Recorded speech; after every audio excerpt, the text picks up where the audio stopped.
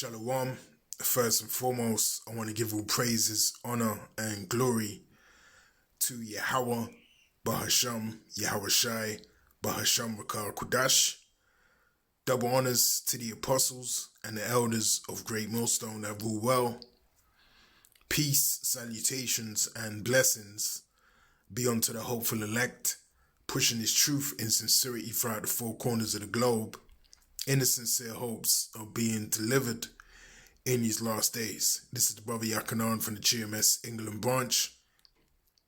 I have this article here taken from the economictimes.com, and it's entitled "A Former Musk Associates Mission: End Addictions in Kerala," which is a state in India, with digital currency. Okay, so his mission is to end addictions with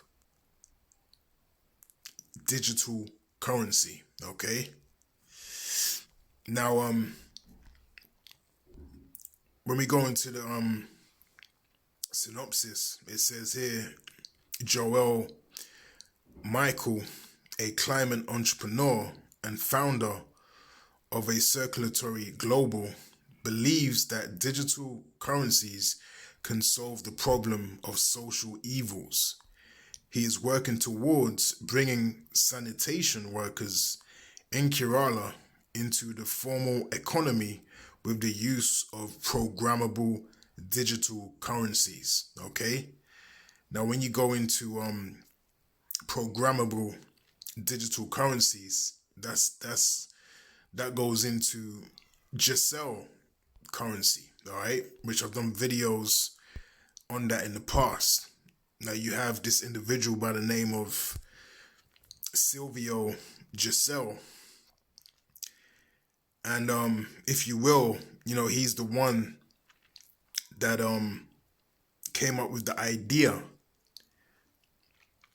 or re-energized the idea concerning having such a thing of programmable currency, currency that has an expiry date, currency that you can only use on food, or a particular currency that you can only use for power, so on and so forth.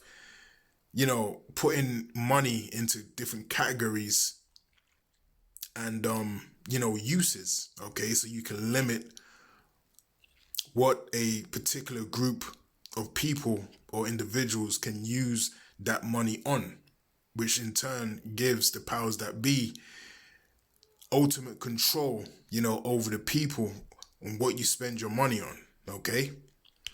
Now, this is the individual, Silvio Giselle, and there might be a segment. Yeah. So there might be a segment here that goes into Giselle currency, which of course is named after himself. And how, his philosophy was that it would be better, to govern the world using programmable money. Okay. Now, let's go back. And you have this article here. Let's go into this article and see if it gets straight to the point. Now it says Silvio Giselle hated money.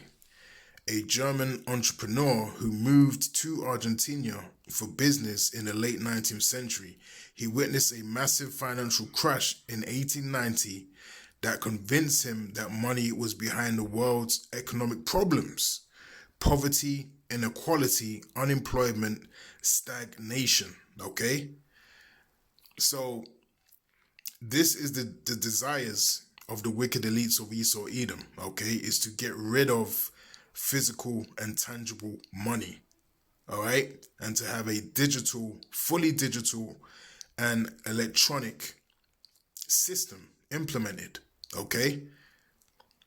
And they sell it to you as, this is going to better the world and it's going to get rid of, the problems, as I just read, such as, poverty, inequality, unemployment, and stagnation, okay? And that's why you had, the saying that was coined by the World Economic Forum of you will own nothing and you will be happy, all right? Because that's actually the end result, which of course is going to be governed and crowned, with the MOTB, all right, the Revelation 13 and 16. Now it says the problem Giselle believed was that money served two roles that often came into conflict.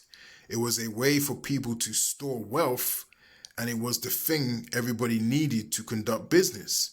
The fact that money could store wealth meant its holders had a reason to cling to it, especially in crises like the one he saw in Argentina, when opportunities to safely put that money elsewhere looked grim. It was a typical story. When people got scared, they hoarded cash and brought business to a standstill. It led, Giselle said, to a situation of poverty amid plenty, okay?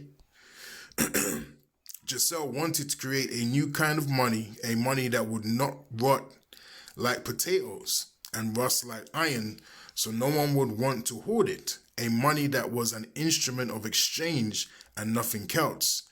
And the crazy part is that he did create it. Though a series of pamphlets, articles, and books, Giselle inspired a worldwide movement that introduced a completely new form of money. It's one of the most fascinating and largely forgotten stories in economic history. All right, but the wicked elites of Esau Edom, they're reigniting that philosophy, through creating and crafting, this cashless society that we see, looming right now, okay? So it says, but after 70 years of obscurity, Giselle is making a comeback all of a sudden. This obscure radical from another age has his name and ideas popping up in unlikely places, like speeches of leaders at the US Federal Reserve, research papers of the International Monetary Fund, and the pages of the Financial Times. As the industrialized world grapples with stagnation and as markets signal another recession, policymakers are struggling to figure out what to do. Could Giselle provide the answer? And as you can see here in the header, which is the main point of the video, is money with an expiration date, all right? So that's what he wanted to create, money with an expiration date, and that also bleeds into money that can only be spent on particular things. For example, you could be issued a certain amount of money that you can only use on food, or you can be issued with a certain amount of money that can only be used on travel, and so on and so forth. And that gives the powers that be, the complete power over the people and how they distribute, what you can do and what you can't do. And then they can, they can sanction you. You can have many sanctions upon the people. They can discipline you. They can revoke, particular tokens from you, all right? Because you've done something, wrong in society, which then goes into, a social credit system. Okay, so they could issue you a certain amount of credits that you can only, spend money on fruits and vegetables, but not meat. Okay, because you're obese. And hey, and another woman that goes into this information is Catherine Austin Fitz. All right, and she's an insider. All right, she used to work in the White House, and she has a lot of good, videos out there, a lot of good content. And she was going into that, how they could give you a certain amount of programmable money, but you might not be able, to go to fast food joints, or you might be banned from fast food joints so your money will be programmed not to work in that particular part of society. Okay, and they can put a radius on your money, so it only works within, let's say, for example, 2 miles of your home address. The possibilities are endless concerning, programmable money, concerning so like your programmable money and Giselle currency. All right. So when we go back to this this article now, you see why you get articles of this nature, and you can see how they're pushing this in society. Now it says, for a state that is known for its highest literacy rate, Kerala for the longest time has struggled with addiction to liquor and lottery tickets. The state had shut down 730 bars, stopped issuing new licenses, and had allowed only 5-star bars and some state-sponsored shops to serve liquor. Okay? So that's complete control. So those that are addicted to liquor, all right, for example, in gambling, in this example that they're making in this article, they could be issued programmable money, but they won't be able to spend it on liquor, and they won't be able to spend it on lottery tickets, on gambling, okay? Because their money that they've been issued will be programmed, okay, to only work outside, of those addictions. Okay, so that's where that control comes in. Now, the only way they're going to be able to fully monitor and ensure that this works, again, is to make sure that people are impelled with the MOTB, okay, the Revelation 13 and 16, okay, because there's going to be some way around, people being able to, cut corners and, find ways for people to help them out to actually get what they want. So the only way to cement that and ensure that it works is to issue and make mandatory a MOTB. Okay, so we're in a heavy time right now, and this beast system is being built, and the finishing touches are being, implemented in society right before our eyes. Okay, so we have the truth, and you got, the IUIC, they're in complete confusion. They don't know, they don't know where they're coming. They don't know where they're going. They're all confused. They're contradicting each other. They're going back on their word. Now they want to start talking about digital IDs, all right, because they're feeling that pressure. Okay, but they're false prophets. And those that are, sincere among, the body of the IUIC, will, come out of that madness.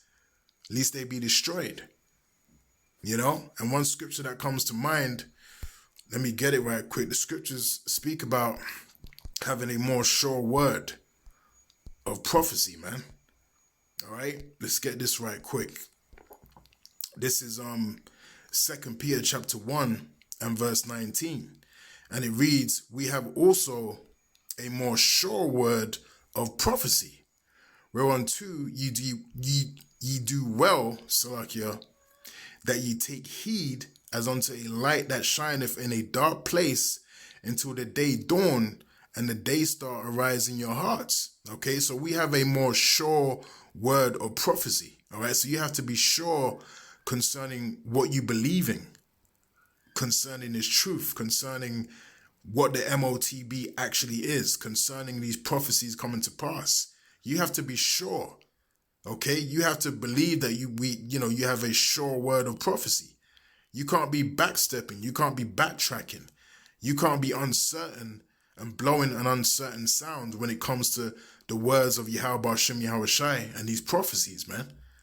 Okay, because IUIC, they're blowing, a trumpet that's giving an uncertain sound, as the scriptures tell us, man. Okay, so that's leading people astray. Now, in the NLT, it says, because of that experience, we have even greater confidence in the message proclaimed by the prophets. All right, so when you hear us teaching about the MOTB, we teach with great confidence. All right, we make video after video after video going into the MOTB, the beast system, what it means, what they are, and the signs of its coming. Okay, we do that with great confidence because we believe in this truth. We believe that the breakdowns that have been bestowed upon us through the spirit and power of Yahweh Hashem Yahweh Shai by the Lord's chosen men, all right, and we have faith that we are those men, beginning with Elder Apostle Tyrone down to the other apostles and elders and brothers of Great Millstone. We believe through the spirit that we're those men, and the Lord has given us the divine interpretation of the scriptures.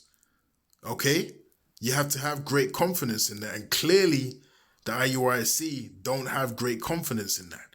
And that's why, they're double-minded. Okay?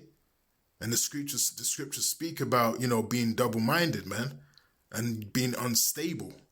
Okay? You gotta be stable in this word. You gotta be stable in what you're teaching and what you're pushing out there. Okay? The scriptures say, meddle not with them that are given to change. Now we have receipts, they're on video, saying, the MOTB, is all kind of things. But now, they're slowly, they're slowly trying to creep in and, mirror, what we are teaching concerning the MOTB. But because of that pride, they're doing it in a really dirty way. And Yahweh Shem Yahushai is going to judge them for that. Okay? Now it says, because of that experience, we have even greater confidence in the message proclaimed by the prophets. You must pay close attention to what they wrote, for their words are like a lamp shining in a dark place until the day dawns and Hamashiach, the morning star, rises in your hearts. Okay, so you have to pay close attention, all right, to these scriptures. And really, to the spirit of Yahweh Shem Yahushai, which you can't purchase that. Okay? That is through the spirit. That's not something you can buy. All right? That's not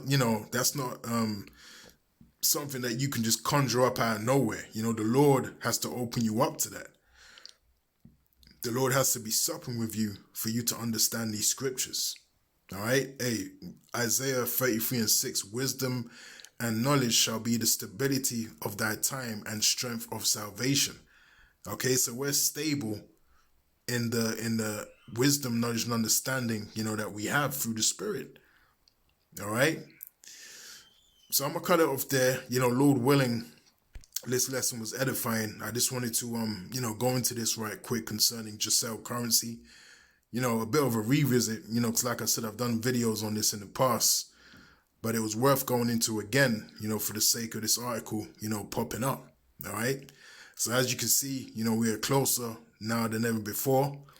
And now is not a time, to be messing around concerning the prophecies and concerning the doctrine. All right. And never was there a time to be messing around. So with that, I'll say shalom.